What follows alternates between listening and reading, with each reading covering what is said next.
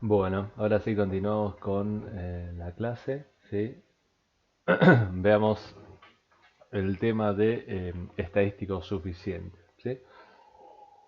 Esto es un concepto que típicamente se lo ven en la materia teoría de detección y estimación, ¿sí?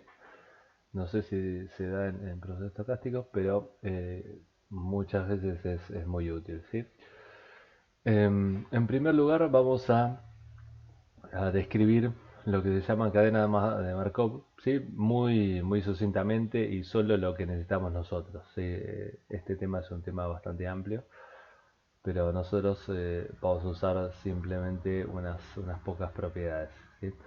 Entonces, en su definición son procesos estocásticos de estado o valor discreto y de tiempo discreto, ¿sí? O sea, estado o valor discreto quiere decir que el valor de las variables aleatorias eh, pertenece a un conjunto discreto, o sea, es una variable aleatoria discreta. ¿Sí? Después también se puede generalizar para una variable aleatoria continua, pero bueno, sea estado discreto o continuo, bueno, cualquiera de las dos maneras se pueden caracterizar, ¿sí? Lo importante es que sea de tiempo discreto, o sea que x de t está definido para los tiempos en un conjunto discreto, ¿sí? 1, 2, 3, etcétera. Entonces el estado actual depende solo de los estados más recientes. Esa es la definición, si se quiere, de una cadena de Markov, ¿sí? O la propiedad fundamental. Bueno, definimos una cadena Markov de orden J, ¿sí? De manera que esta probabilidad, o sea, la probabilidad de una variable aleatoria en el tiempo n, ¿sí? Que tome un valor determinado, x chica sub n, ¿sí? Condicionado a todo el pasado, ¿sí? X de n-1, x de n-2, etc. Bueno, es una cadena de Markov de orden J si esta probabilidad condicional solo interesa como condición las J variables aleatorias anteriores, ¿sí? Para evaluar cuál es la probabilidad xn. ¿Está bien? O sea, esta probabilidad condicional, entonces para recapitular, esta probabilidad condicional de la variable en tiempo xn condicionado a todos los instantes pasados, bueno, es equivalente a la probabilidad de la misma variable aleatoria condicionado solamente los j valores más presentes. Eso es una cadena Markov de orden j. ¿Sí? Por ejemplo, si j, nosotros vamos a utilizar solamente j1, entonces se va a cumplir esta probabilidad. ¿Sí?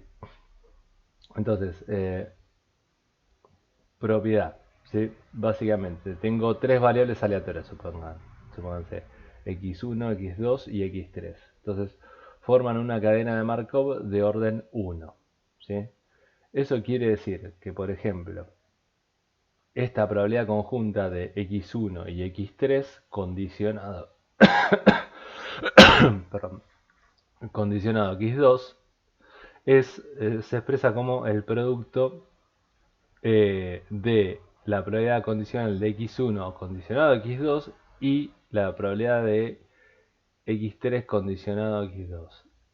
¿Qué quiere decir esto?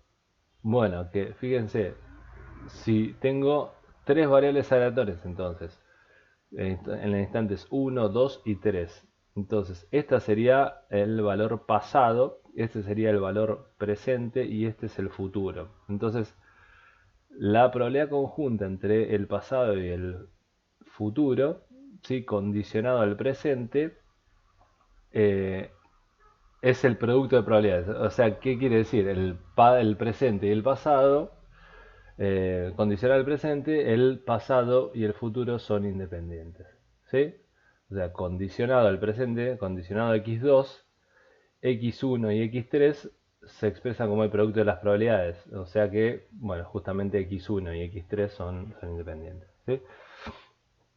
Eso se puede expresar, digamos, con esta propiedad se puede, o con esta definición, se puede llegar a otras probabilidades. Por ejemplo, a esta expresión. Probabilidad de x1 condicionado a x2 y a x3 es igual a probabilidad de x1 condicionado a x2. ¿Sí? Y justamente Markov es de orden 1 acá.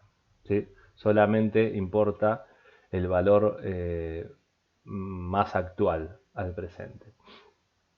O es lo mismo decir, bueno, probabilidad de x3 dado x2 y x1 se expresa como probabilidad de x3 dado x2.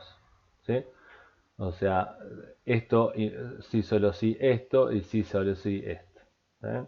Y esa cadena de Markov se lo suele denotar como x1 flechita flechita, x2 flechita flechita, o sea, para los dos lados, x3.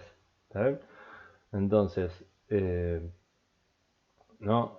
El pasado, nuevamente, el pasado y el futuro condicionado al presente son independientes. ¿Sí?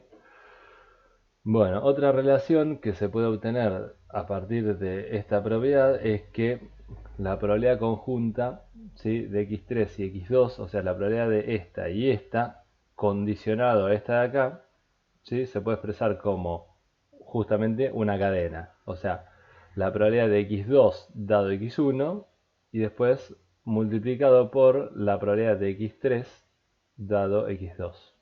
¿Ok? Ahí es donde se ve el porqué se lo denomina una cadena. ¿Sí?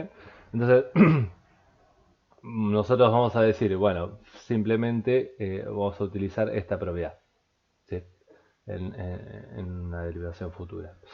Entonces, ahora sí, digamos, terminamos ese repaso de Markov, o para los que no hayan visto, bueno, esa definición. Y entonces retomamos el tema de estadístico suficiente, ¿sí? Entonces, asumamos que el receptor tiene acceso, por ejemplo, a R vector y se puede expresar como dos subvectores, R1 y R2, ¿sí? Y que el símbolo transmitido R1 y R2 forman una cadena de Markov de orden 1. Es decir, se cumple esta relación, ¿sí? SM flechita R1 flechita R2, ¿sí?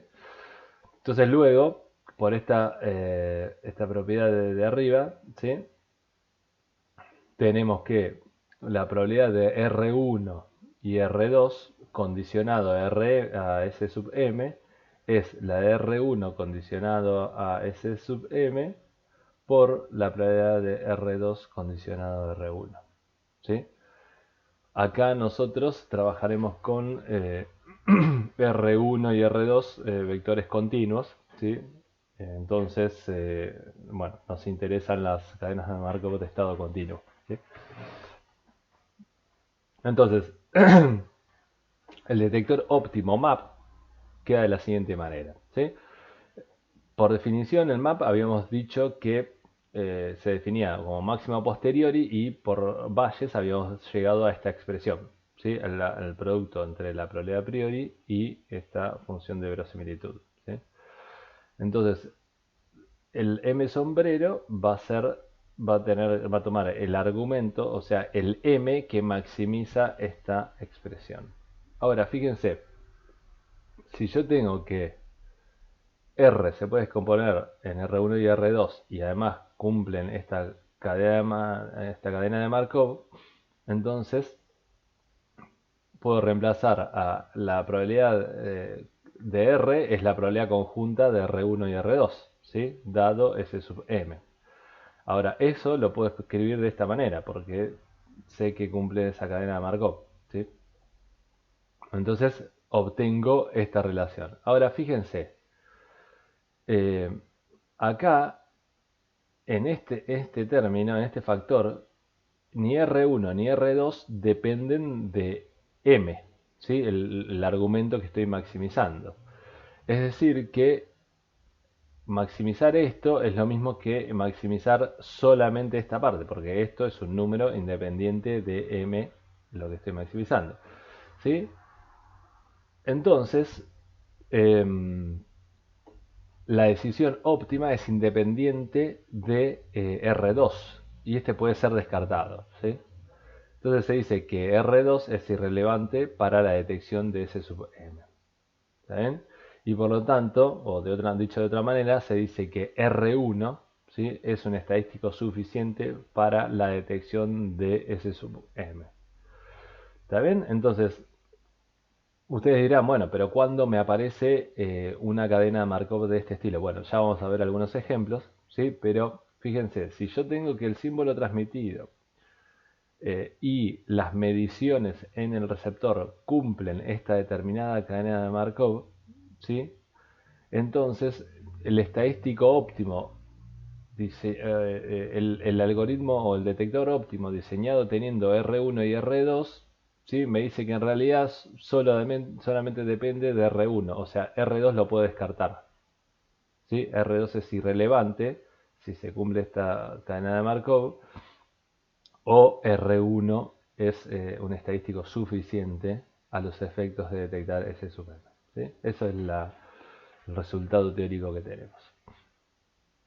Entonces, fíjense, por ejemplo, en un caso de preprocesamiento en el receptor, ¿sí?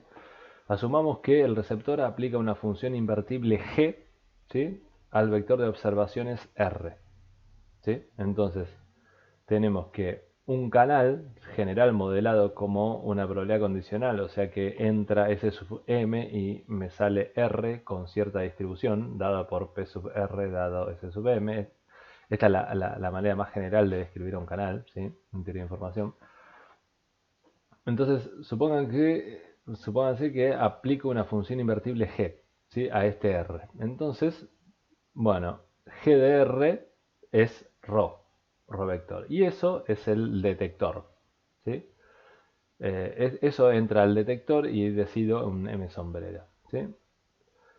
Entonces, si el receptor accede a ρ, ¿sí?, y G es invertible, entonces también dispone de R, ya que se da esta situación de que R es G a la menos 1 de ρ, ¿sí? Entonces, si tengo ρ, tengo R también, ¿sí?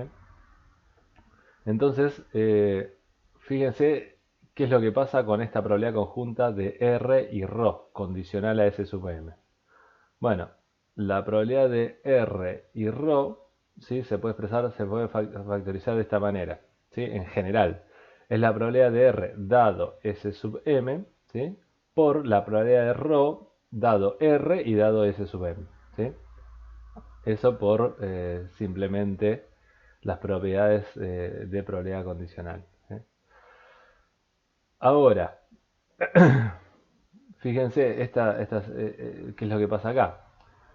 PDR dado S sub m no cambia absolutamente nada, pero esta probabilidad, ¿sí?, dado que R y ρ está determinado por esta relación, no depende de S sub m, además tenemos esta situación, ¿sí? O sea, esta sería la conclusión, digamos, de este cálculo. O sea que si yo tengo R y tengo ρ, o sea, esta probabilidad de ρ dado S sub m y R no va a depender de S sub m, ¿sí?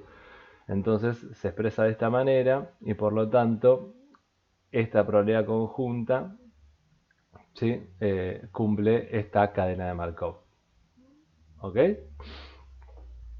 Bueno, entonces uno diría, bueno, ¿qué pasa si aplico una función de preprocesamiento G, ¿sí?, a la medición R? Entonces ahora el receptor dispone no solo de R, sino también de ρ. Bueno, eh, el detector óptimo utilizaría estas dos mediciones, ¿sí?, generadas. Entonces quiero maximizar o aplicar el algoritmo, el detector map, ¿sí? Entonces maximizo este producto de probabilidades. Ahora, maximizar esto es maximizar esto de acá, reemplazando esto acá, ¿ok? Ahora, pero nuevamente, esta función es independiente de m. ¿Sí? Por lo tanto, esto es lo mismo para todo m y por lo tanto lo puedo descartar. ¿Sí? Es un factor positivo, lo puedo descartar. Entonces, el detector óptimo se va a fijar solamente en R. ¿Sí? Entonces, basado en ρ, el receptor toma la misma decisión que el detector óptimo basado en R. ¿Está bien? Es decir, realizar un procesamiento invertible no modifica la optimalidad del receptor. ¿Se entiende el ejemplo? O sea, de vuelta. Supónganse que tenemos este canal, ¿sí? Tenemos esta medición, y entonces ahora yo aplico un procesamiento que es inversible. ¿Cómo podría ser un filtro blanqueador, por ejemplo? ¿Sí? Entonces yo tengo, me sale mejor trabajar con mediciones blancas y tengo ruido correlacionado. Entonces podría aplicar un filtro blanqueador para blanquear ese ruido. ¿Sí? Entonces ese sería un tipo de procesamiento invertible. Entonces, la pregunta que me hago ¿es lo mismo desde el punto de vista de probabilidad de error calcular, trabajar con ρ o trabajar con R? O sea, ¿pierdo algo en ese procesamiento invertible? Bueno, la respuesta me lo da este ejemplo, ¿sí? Y la respuesta es no. Si este procesamiento es invertible, entonces la probabilidad, el detector óptimo diseñado para ρ va a tener la misma probabilidad de error que el detector óptimo diseñado para R. ¿Sí? Eso es lo que me dice este ejemplo. Entonces, vimos una señal, vimos por ejemplo antes en clases anteriores que una señal de banda acotada, de banda base, se puede obtener a partir de una señal pasabanda y viceversa. O sea que, ¿no?, la relación entre las señales de banda base y de señales pasabanda era una relación biunívoca, o sea es un procedimiento invertible. Entonces, justamente el resultado anterior me dice que no hay pérdida de optimalidad en el procesamiento. ¿Sí? Claramente, o sea, trabajar con señales pasabanda es equivalente a trabajar con señales banda base, dado que el proceso de obtención de de esta señal a partir de esta señal es invertible y por lo tanto no se modifica la optimalidad del resultado. ¿Está bien? Entonces ese es un proceso importante porque uno podría decir, un resultado importante, digo. Uno podría decir, bueno, pierdo algo al demodular a banda base y reducir la complejidad, por ejemplo, de mi sistema analógico, el conversor analógico digital, etcétera. Toda la electrónica a trabajar en banda base. Bueno, la respuesta teórica es no, no pierdo nada. Puedo diseñar el mismo, un detector con la misma probabilidad de error, trabajando con señales en banda base. ¿Sí? Y el otro ejemplo es lo que ya les comenté, un filtro blanqueador. ¿Sí? Bueno, acá nos hacemos algunas preguntas. Tal vez esto, bueno, no es tan importante. ¿Sí? Eh, bueno, se los explico rápidamente. ¿Sí? Entonces, otra pregunta que uno se podría hacer ¿es, ¿es posible reconstruir la señal analógica R de t a partir del vector de muestras R? ¿Sí? Entonces, bueno, acá las dos preguntas están respuestas, están respondidas. ¿Sí? ¿Es posible? No, no es posible reconstruir a partir de las muestras de R, este R de t, ¿sí? La señal analógica. Ahora, la otra es, ¿importa? Y la respuesta es también que no. ¿Sí? Entonces no, no importa. Entonces, por qué no uno se podría hacer esa pregunta, ¿no? Porque básicamente, si no puedo reconstruir la señal de RDT, ¿hay pérdida de información? Bueno, o sea, lo que me dice es que no. ¿Está bien? Entonces veamos de dónde sale eso. Entonces recordemos que teníamos canal AWGN, ¿sí? Entonces RDT es esta suma de señales analógicas. Y donde, bueno, NDT y S sub M son señales o procesos independientes, ¿sí? Entonces, si bien S sub M puede ser expresado o reconstruido a partir de S sub M, ¿no? A partir de las funciones base, bueno, NDT no es posible, ¿sí? Y se demuestra acá abajo. Entonces, esa es la parte de que, ¿por qué no es posible? No es posible porque básicamente este ruido es de banda ilimitada y yo acá tengo señales, ¿sí? Que me describen un cierto subespacio de todo el espacio en donde vive esta señal. Entonces, básicamente, con las proyecciones de este ruido en estas funciones base, no puedo reconstruir el ruido, ¿sí? Pero justamente, si no poder reconstruir el ruido no me importa, porque a mí lo que me importa es reconstruir de alguna manera SDT, ¿sí? Entonces eso es lo que se demuestra aquí abajo, ¿sí? Con estas cuentas. Y bueno, se puede demostrar que el proceso, digamos, S sub m, R vector, digamos, el símbolo S sub m, el vector, el vector recibido, el símbolo recibido R y R de T, el proceso analógico, es una cadena de Markov, ¿sí? Entonces se cumple esta situación. O sea, la condición, o sea, tener a los efectos de la probabilidad a posteriori de SM teniendo R y R de T es equivalente a la probabilidad de S sub M y R. Y entonces se concluye que R tiene toda la información, o sea, es un estadístico suficiente a los efectos de detectar S sub M. ¿Está bien? Entonces, eso es la parte importante de este proceso, de este ejemplo, ¿sí? Uno no puede reconstruir por completo R de T a partir de estas muestras, ¿sí? Pero eso no importa, porque yo lo que quiero en un problema de comunicación digital no es reconstruir R de T, sino detectar de manera óptima S sub M, ¿sí? Y eso es completamente posible dado que se cumple esta cadena de Markov, ¿sí? Entonces, en el vector R está toda la información para detectar ese sueño, ¿sí? Entonces, luego la conclusión es que el canal AWGN de tiempo continuo RDT, ¿sí?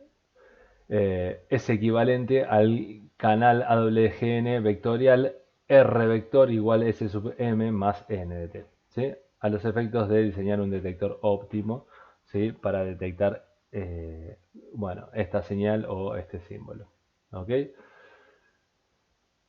Entonces, bueno, es por eso que esta parte justifica justamente el hecho de trabajar con vectores, ¿sí?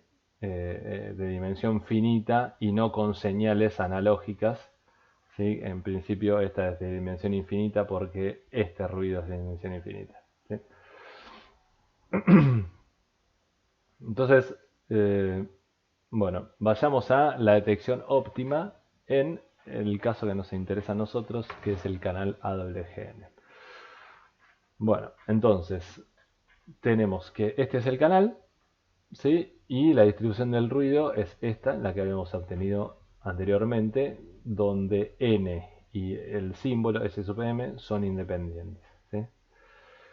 Entonces, el detector MAP, ¿sí? Habíamos dicho que es tomar el argumento del máximo, ¿sí? De esta expresión, de este producto, ¿sí? Entonces, vamos a ir haciendo simplificaciones, ¿sí? En esta ecuación para llegar a una expresión más entendible de qué significa esto, ¿sí? Y poder interpretarla. Entonces, maximizar esto, bueno, fíjense, si tengo que este es mi canal, ¿sí? R igual S sub m más n, entonces condicionar R a S sub m Es decir, bueno, ¿cuál es la distribución de R dado S sub M del proceso estocástico? Recordarán que es la distribución del ruido, ¿sí? Evaluada en R menos S sub M. ¿Sí? Entonces, esta probabilidad condicional no es otra cosa que la probabilidad, la densidad de probabilidad del vector n en R menos S sub M. ¿Sí? Bueno, ahora, ¿quién es esta probabilidad P sub n? Bueno, no es otra cosa que la gaussiana multivariable, ¿sí?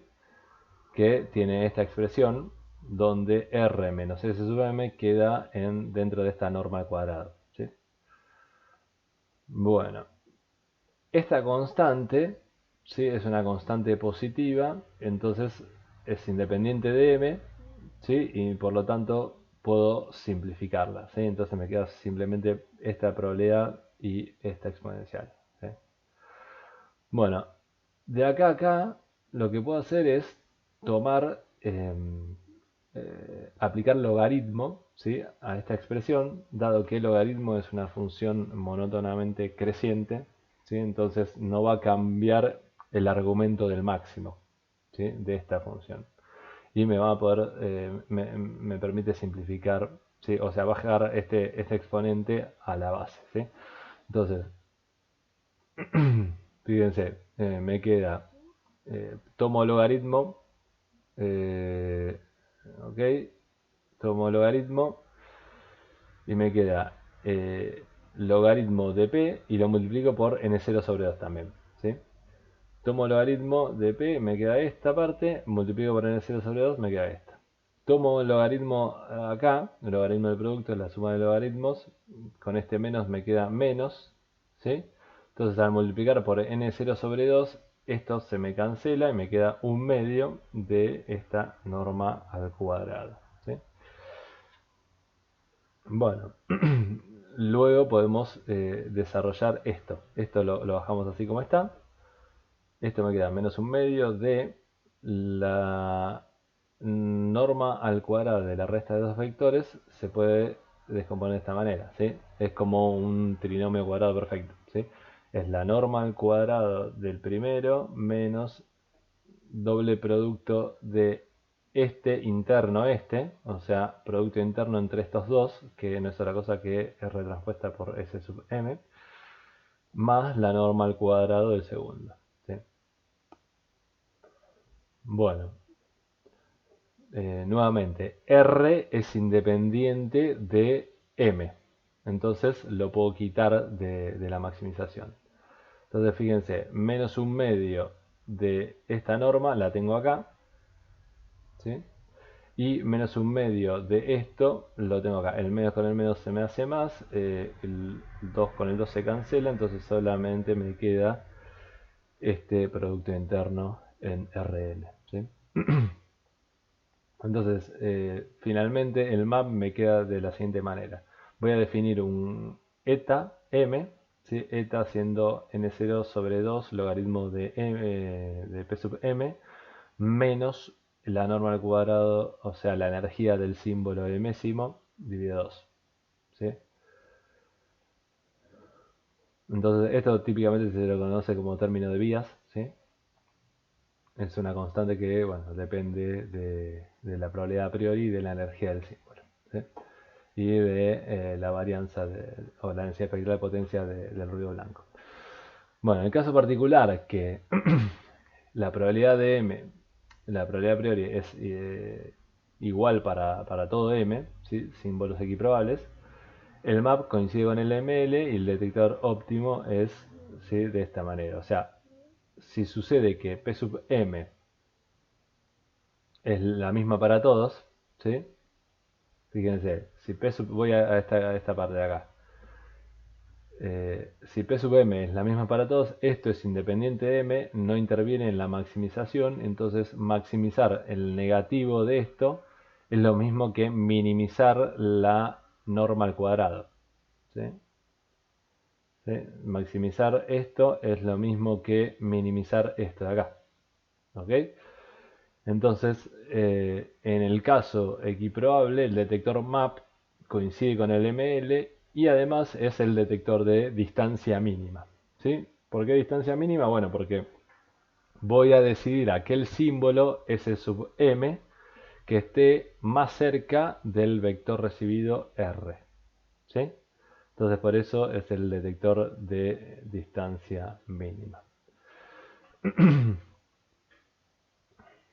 Entonces, si además los símbolos de símbolos equiprobables, la constelación tiene símbolos de igual energía, E, o sea que, bueno, justamente toda esta constante no depende de M, ¿sí? Entonces el detector óptimo es directamente realizar esta proyección, ¿sí? O se puede interpretar como una correlación, ¿sí? Justamente la correlación entre el vector R y el vector S sub m. Entonces a este detector se lo conoce como detector correlador, ¿sí? Bueno, entonces fíjense, tengan en cuenta las diferentes simplificaciones. ¿Sí? Entonces, en general, sin ninguna otra hipótesis de canal a doble GN, sin más que canal a doble GN, el detector map es este. ¿Sí? Después, en el caso de equiprobable, bueno, puedo obtener que el map y el ML coinciden, ¿sí? Y además es el detector de distancia mínima. Pero esto es siempre con distribución gaussiana, ¿sí? Por ejemplo, si la distribución del ruido fuera laplaciana, no es cierto que el detector es el detector de distancia mínima con esta norma euclídea, ¿sí? Norma 2. En ese caso es otra norma la que aparece, pero bueno, eso se los dejo para el ejercicio correspondiente, ¿sí? Bueno, entonces fíjense, de este caso general, ¿sí? De este caso general, podemos decir que las regiones de decisión son en general de esta manera, o sea, es comparar esta cantidad para un m determinado contra esta cantidad para un m', ¿sí? Para m' y m distintos. ¿Sí? Es decir que justamente cuando se da el igual, digamos, esta es la ecuación de un plano o de un hiperplano, ¿sí? Entonces quiere decir que las fronteras de decisión en general son hiperplanos, ¿sí? Y están dadas por esta ecuación, ¿sí? O sea, reacomodando estos términos de acá, y cuando Dios se da el igual para sacar la frontera de decisión, bueno, obtengo que esta es la ecuación que me representa la frontera entre S sub m y S sub m', ¿sí? O sea, son los puntos de R que satisfacen esta ecuación, ¿sí? Entonces, supónganse que tengo S sub 1 este punto, S sub 2 este punto y S sub 3 este punto. ¿Ven? Entonces, la región de decisión entre S2 y S3 va a ser este hiperplano, ¿sí? Fíjense, justamente para cumplir esta ecuación, supónganse que esta constante es independiente de m o de m', entonces esto es 0, ¿no? Entonces, ¿cuáles van a ser los puntos que satisfagan esta ecuación igual a 0? Bueno, van a ser todos los puntos que estén ortogonales a esta dirección, ¿sí? Y además que pasen por el punto medio. Entonces, esta es la dirección resta, S sub m menos S sub m', y los puntos ortogonales serían esta dirección. ¿Ok? Y así con todos. S3 con S1, esto ortogonal es esto de acá. ¿Está bien? Entonces las fronteras de decisión son hiperplanos, ¿sí? Bueno, luego tenemos lo que llamamos métricas de decisión, ¿sí? Por ejemplo, una métrica de decisión es la métrica de distancia, ¿sí? En el caso equiprobable dijimos que la métrica de distancia es óptima, pero podríamos utilizarlas en otros casos en donde no necesariamente es óptima, simplemente porque queremos implementar eso por alguna otra razón, ¿sí? Entonces, esta métrica de distancia, ¿sí? En realidad la distancia es sin el cuadrado, pero nuevamente, el cuadrado no me cambia el argumento de la decisión, ¿sí? Entonces se considera que esta es la métrica, ¿sí? Entonces el algoritmo ML, el detector ML, ¿sí? Por ejemplo, en canal AWGN es justamente esta métrica de distancia, ¿sí? Minimizar la distancia, la distancia entre el vector recibido y cualquier símbolo. Bueno, después tenemos lo que se conoce como métrica de correlación, ¿sí? Que no es otra cosa que, fíjense, algo, digamos, de esto. O sea, que involucra este producto interno y este término de energía del símbolo, ¿sí? Y no tiene en cuenta esta probabilidad a priori, ¿sí? Entonces, nuevamente, esa métrica de correlación es un detector ML, ¿sí? Y en este caso se maximiza, ¿sí? Si multiplicamos la expresión anterior por 2, entonces obtenemos esto de acá, ¿sí? Entonces, la métrica de correlación, ¿sí? Se la define de esta manera. Y por otro lado, la métrica proporcional, ¿sí? Proporcional, ¿por qué? Proporcional en realidad afín a el logaritmo de esta probabilidad, ¿sí? Que esta probabilidad es proporcional a la probabilidad posteriori, ¿sí? Bueno, implementa el detector MAP, ¿sí? De esta manera.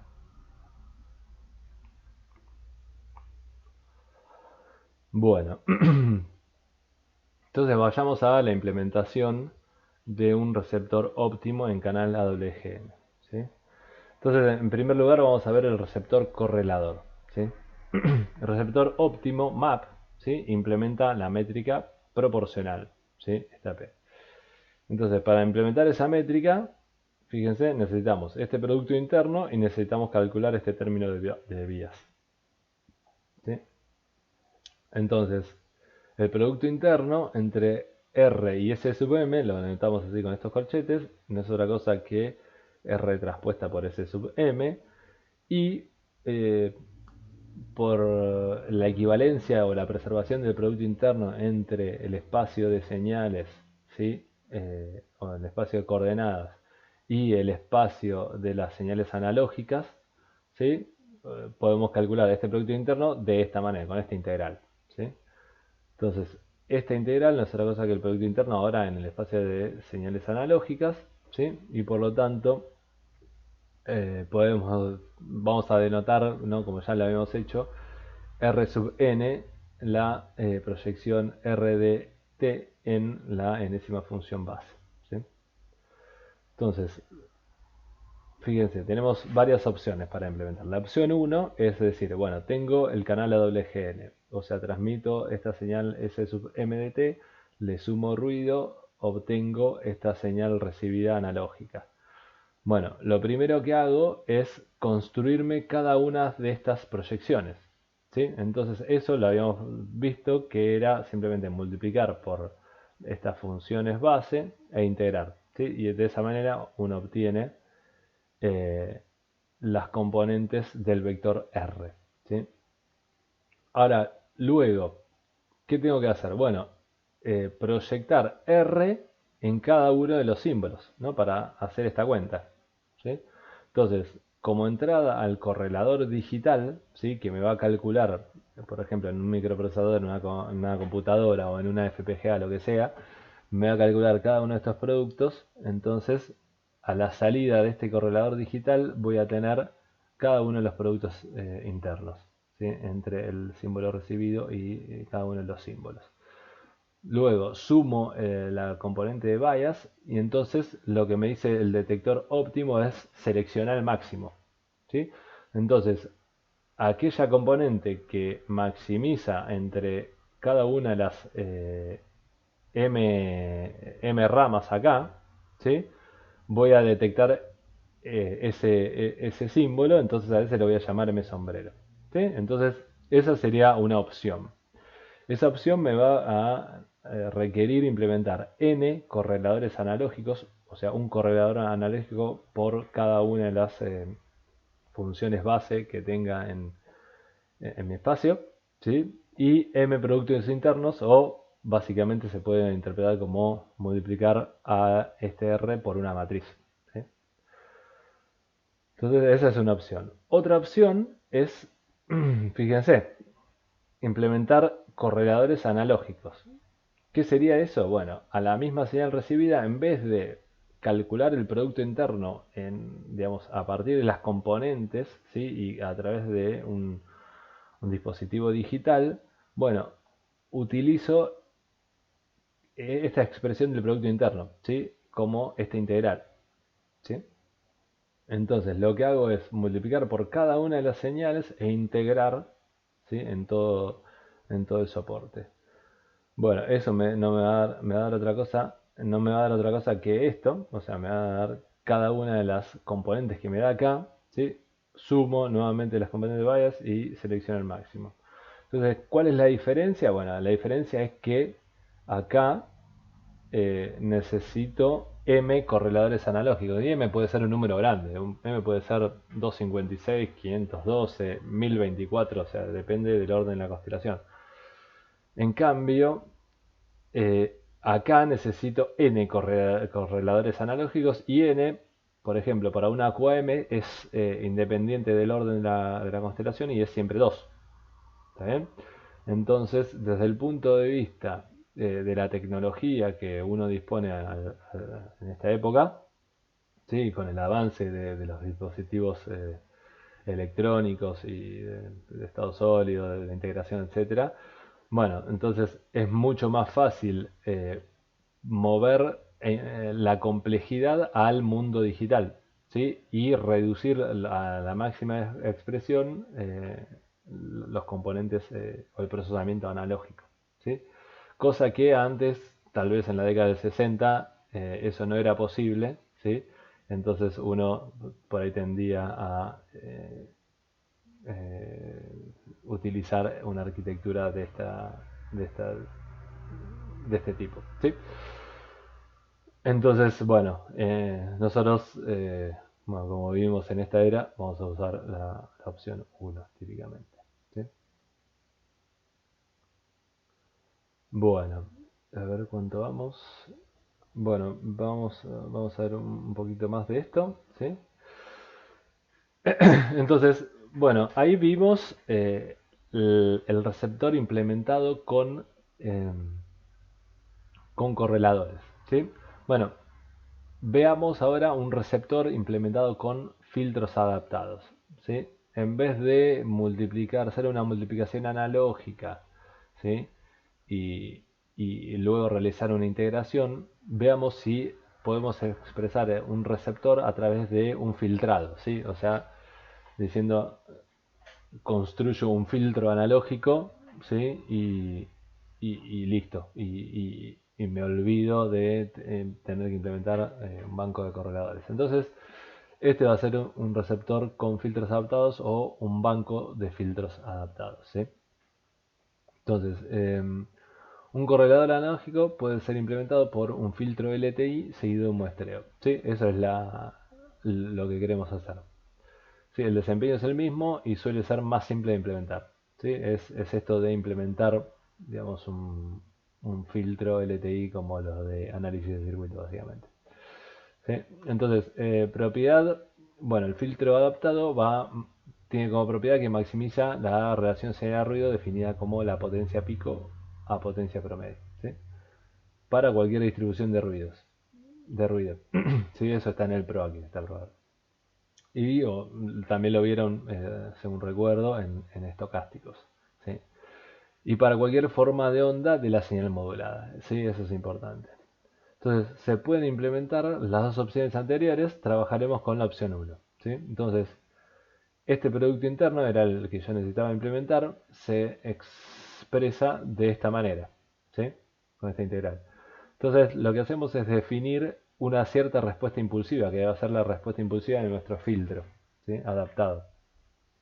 Entonces, lo definimos de esta manera. Va a ser la función base enésima, ¿sí? En t, o sea, con este desplazamiento y además con una inversión temporal, ¿sí? Para un t arbitrario, ¿sí?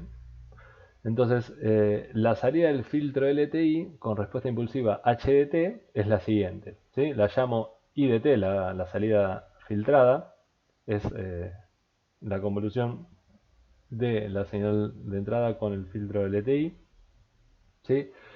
Y no es otra cosa que la integral de convolución, ¿no? De R de tau por H de t menos tau diferencial tau, ¿sí? Ahora, como definimos esta respuesta impulsiva, ¿sí? H de t menos tau no va a ser otra cosa que phi de n, ¿sí? Fíjense, en t menos tau. O sea, en t grande menos t más tau, ¿sí? Justamente. Lo que me está diciendo esta expresión es donde dice t menos tau, donde dice t, reemplazarlo con t menos tau, ¿no? Entonces eso no es otra cosa que t menos t más tau, ¿sí?